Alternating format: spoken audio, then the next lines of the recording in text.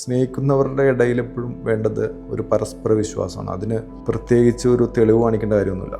നമ്മളിപ്പോൾ ഒരു വഴക്കുണ്ടാക്കിയാൽ പോലും പരസ്പരമുള്ള ബഹുമാനം നിലനിർത്തിയിട്ടുള്ള വഴക്ക് മാത്രമേ ഉണ്ടാവുള്ളൂ. അതുപോലെ തന്നെ നമ്മളൊരു കാര്യം ചെയ്തു, തെറ്റായിപ്പോയി, നമ്മൾ ക്ഷമ ചോദിക്കുമ്പോൾ അതിന് പിന്നെ പ്രത്യേകിച്ച് കണക്കൊന്നും നോക്കലൊന്നുമില്ല. ക്ഷമ എന്ന് പറയുന്നത് ഓപ്പണായിട്ട് ക്ഷമിക്കാനുള്ളൊരു മൈൻഡുണ്ട്. നമ്മുടെയൊക്കെ ഉയർച്ചയിലും താഴ്ചയിലും ഒക്കെ നമ്മുടെ കൂടെ നിൽക്കുന്നത്, അതായത് ശരിക്കും സ്നേഹമുള്ളവർക്ക് മാത്രമാണ് അങ്ങനെയുള്ളൊരു അവസ്ഥയിൽ നമ്മുടെ കൂടെ നിൽക്കാൻ പറ്റുള്ളൂ.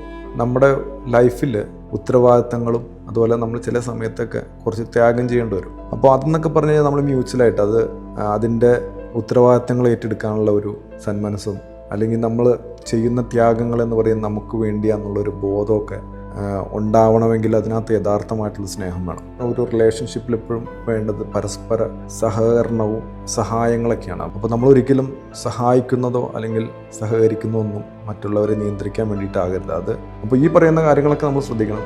പലപ്പോഴും സ്നേഹം എന്ന് പറയുമ്പോൾ നമ്മൾ ഇതെല്ലാം കൂടെ കൂട്ടി വായിച്ചാൽ മാത്രമാണ് ഒരു യഥാർത്ഥത്തിലുള്ള സ്നേഹമാണോ എന്ന് പറയാൻ പറ്റുള്ളൂ. അല്ലെങ്കിൽ ബാക്കിയുള്ളതൊക്കെ പലപ്പോഴും ഒരു അഭിനയങ്ങൾ മാത്രമായിരിക്കും. ചിലപ്പോൾ ഒരു മാനിപ്പുലേഷൻ ആയിരിക്കും, നമ്മളൊരു കൺട്രോളിന് വേണ്ടിയിട്ടുള്ളതായിരിക്കും, ചിലപ്പോൾ നമ്മളെ പല രീതിയിലും ഉപയോഗിക്കാൻ വേണ്ടിയിട്ടുള്ളതായിരിക്കും.